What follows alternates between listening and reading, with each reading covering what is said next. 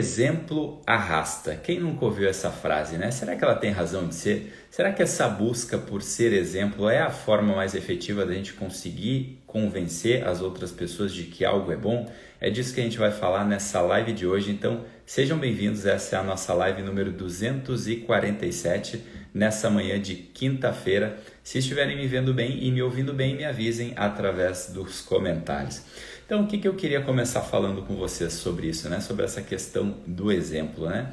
Muitas vezes é comum a gente escutar pessoas, né, fazendo perguntas do tipo: poxa, como que eu faço para conseguir convencer alguém a algo, né? Então, muitas vezes a gente vê isso na questão dos pais, na educação com os filhos, né? Então, aquele pai, aquela mãe que querem ali convencer o filho a gostar de algo, né? Então, sei lá, seja um alimento saudável para que ele possa gostar de comer algum alimento, seja convencer alguém que o hábito da leitura é bom, né? Que seria bom para a vida daquela pessoa que ela começasse a ler, né? Sei lá, eu quero convencer o meu filho de que arrumar o quarto é bom, arrumar a cama dele, ele ser mais organizado, né?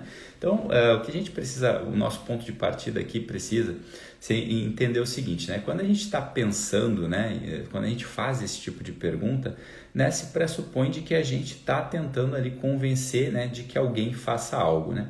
Então, hoje em dia tem um primeiro ponto, né? Que eu chamo sobre essa questão da tentativa de convencimento, que acho que já está muito bem esclarecido para todos nós, né? Nos tempos de hoje, de que não funciona, que é a questão da fala, né? A questão do discurso, a questão do sermão, né? Hoje em dia ninguém mais cai nessa besteira de achar que eu vou ficar ali falando, que é simplesmente porque eu vou ficar ali falando algo, aquela pessoa vai sair fazendo, simplesmente porque eu falei, né? Como gostam de dizer por aí, falar até papagaio fala, né? Então, aquela coisa de ficar querendo convencer o outro através do sermão, faça isso, faça aquilo. Olha, já está mais do que provado que isso aí não causa muito efeito, né? Como se a pessoa não está interessada, vai entrar num ouvido e vai sair no outro, a pessoa não vai fazer, as pessoas não vão fazer. Então, esse é um ponto que a gente já pode acabar descartando, né? Óbvio que não é essa a saída mais efetiva.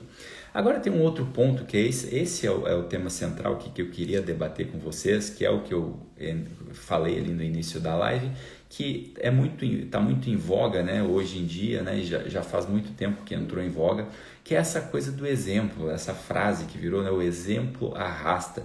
Só que é uma frase que muitas vezes pode ser confundida, né, na forma de que ela pode ser colocada em prática, né?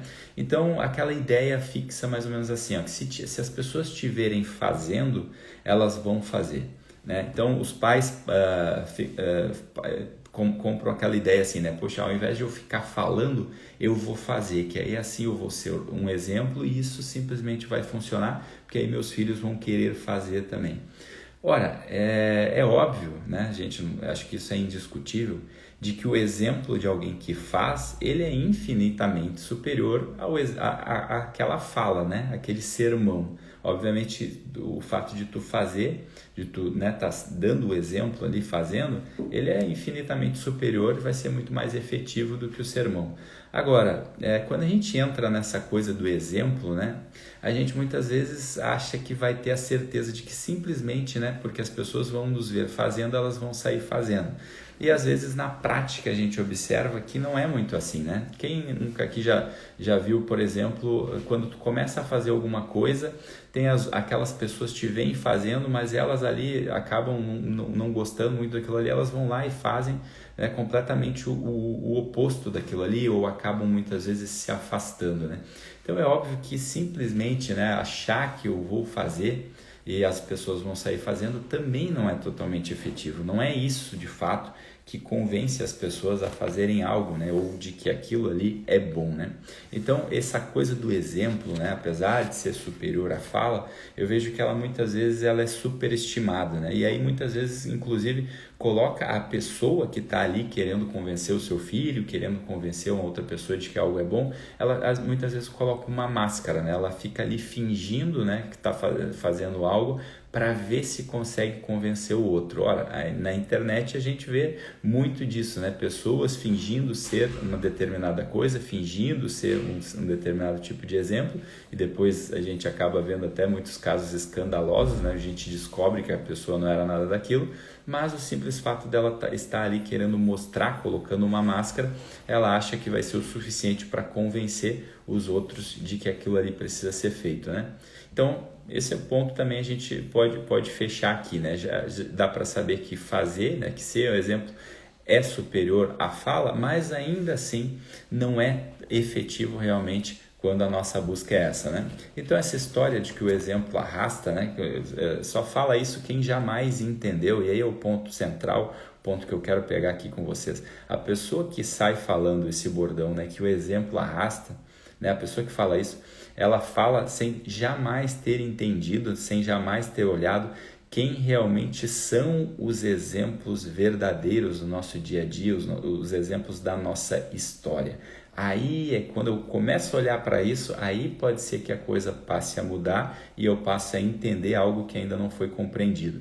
Aqueles exemplos verdadeiros da nossa história, né? Os exemplos de justiça, os exemplos de heroísmo, os exemplos de generosidade, antes de se preocuparem e dar exemplos, né? Se a gente for olhar para a história dessas pessoas que realmente arrastaram, realmente transformaram para o bem, né? Uma nação, um povo ou às vezes um grupo de pessoas, né? Essas pessoas, se a gente for olhar mesmo como foi a vida delas, a sua forma de pensar, a sua forma de agir, a gente percebe de uma forma muito simples, né?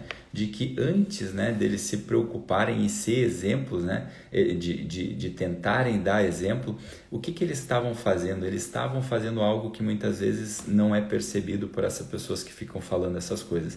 E elas simplesmente amavam aquilo ali que elas estavam fazendo.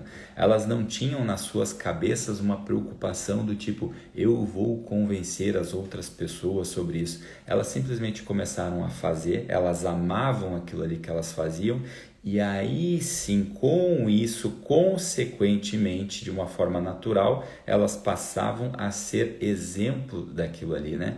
A pessoa que fica simplesmente, poxa, eu vou dar o meu testemunho aqui, e ela acredita que o simples fato dela dar um testemunho já vai conseguir, né? Ela muitas vezes ela tá ali querendo o efeito daquilo ali, o efeito do testemunho dado, o efeito de estar no palco mostrando para as pessoas, olha só como eu cheguei, como eu consegui, né? Isso acaba muitas vezes sendo superficial, isso acaba muitas vezes colocando essa tal máscara da qual eu estava falando, né? Por quê? Porque a pessoa não ama verdadeiramente. Quando a pessoa ama verdadeiramente aquilo que ela está fazendo, ela simplesmente não deixa de agir independente do resultado que ela tem.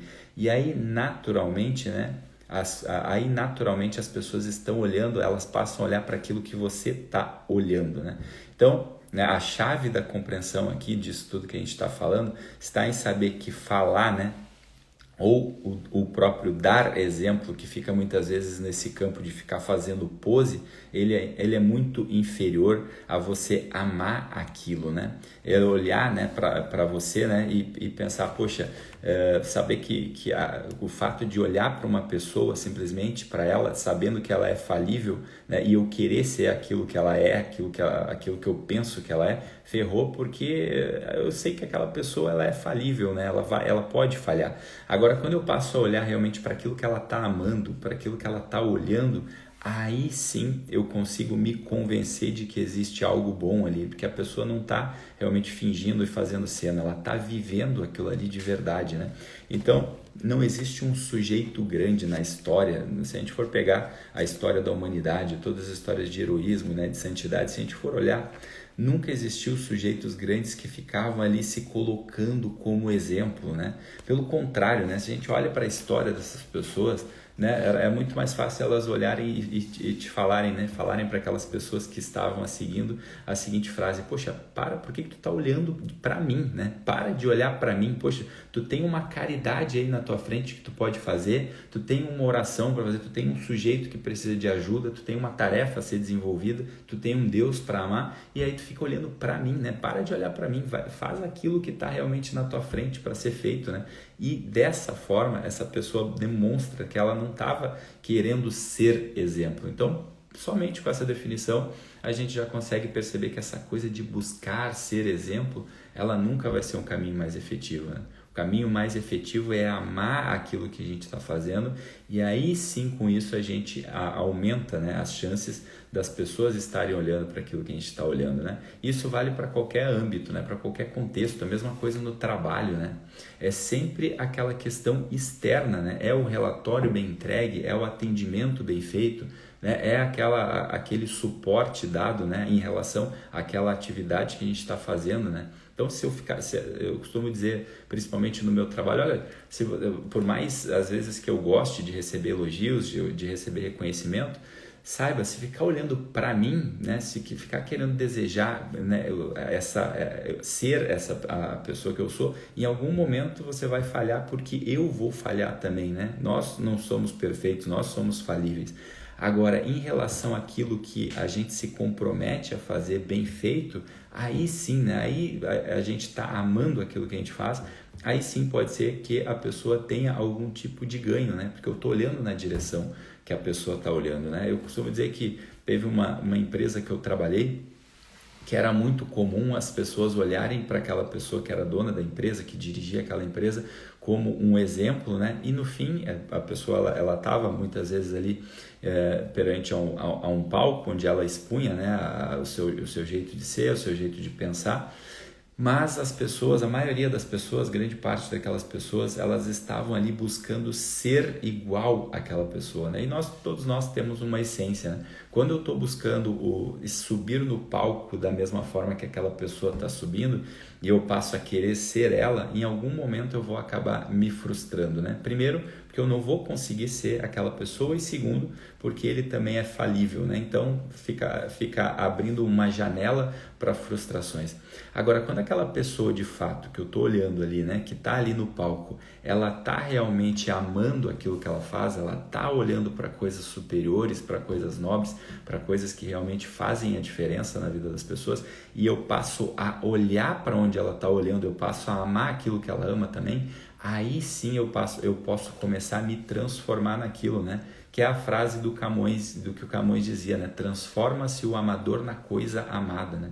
Então, nesse momento, se a gente quer realmente convencer as pessoas sobre algo, né? Ou expandir, não simplesmente o convencer por convencer, mas conseguir expandir um bem, levar um bem mais adiante para outras pessoas, a gente deve se perguntar o que de fato eu estou amando, né?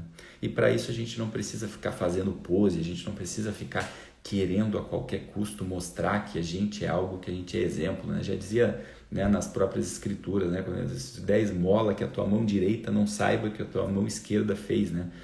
Quando tu fizer a tua oração no teu quarto em segredo, reza para o teu pai que te ouve em segredo, né? Quando tu fizer jejum, né, não fica que nem os hipócritas que ficam querendo mostrar sua cara desfigurada só para os outros verem, né? Então, poxa, a gente já tem, né, vários exemplos ali na história da humanidade que nos mostram isso, né? Que o segredo ele não está em querer mostrar para os outros que a gente é exemplo. O segredo está em amar, né? Então, né, olha aqui como eu leio. Eu leio muitos livros, tá? Olha aqui a minha estante cheia de livros, cheia de leituras. Isso aí não tem poder de convencer ninguém a nada, né? Talvez uma pessoa ou outra até vai fazer. Mas se de fato você não ama ler, se de fato você não está aberto realmente a absorver aquela literatura como parte da sua vida, aquilo ali acaba se tornando só um conjuntinho de regras, né? Eu quero que o meu filho arrume o quarto, mas eu quero porque simplesmente eu quero convencer ele, né? Eu quero simplesmente que ele faça porque eu estou mandando ele fazer ou porque eu não aguento ver o quarto dele desarrumado. A criança vai perceber que você está querendo isso só por vaidade, né? Não de uma forma consciente, mas às vezes ali no inconsciente ela percebe. Agora não, poxa, eu amo ver a organização na minha casa, eu amo a ordem, né? Eu amo que as coisas estejam bem feitas. Aí você consegue ter uma chance, né, de que o seu filho pequeno muitas vezes olhe para você, poxa, tem alguém amando aquilo ali.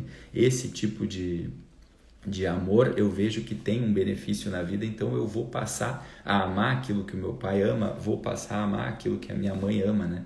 Então, se você vive dessa forma, você ama realmente aquilo que você faz, 100% de chance que o seu filho pequeno, principalmente quando ele é pequeno, ele vai fazer também, né? Só que o que é o lado o outro lado da moeda, né? Que se você também está amando fazer coisas ruins e coisas erradas, ele também vai seguir aquele exemplo. Ele está olhando para aquilo que você ama, não aquilo que você fala ou para aquilo que você quer tentar demonstrar através de uma imagem, né? Aí quando ele cresce também tudo bem, aí é normal quando o filho vira jovem, vira adolescente, ele começa a olhar para fora, ele começa a buscar outros exemplos, mas até mesmo esses exemplos que ele está buscando, ele também vai estar olhando para aquilo que as pessoas estão amando, ele vai sempre buscar, né, o que os outros estão amando para ele passar a amar também ou não, né, na sua vida. Agora, quando a gente está falando ali de um filho pequeno, de um filho ali que a gente quer convencer ele a fazer algo, a melhor forma realmente é amar aquilo que a gente está fazendo, né? E aí ele vai acabar escolhendo, depois quando ele vira adolescente, escolhendo o seu próprio repertório, né? Então, aí sim, né? Isso é válido para as pessoas, né? Que a gente convive, né? Então, as pessoas com um desejo mimético, né? Eu não vou entrar nessa teoria aqui para vocês, porque isso aí daria muitas horas, mas como um desejo mimético, ela passa a amar aquilo que você ama também, no momento em que ela observa que você ama aquilo que você faz, e aí aquilo ali gera um tipo de benefício para a vida dela, né?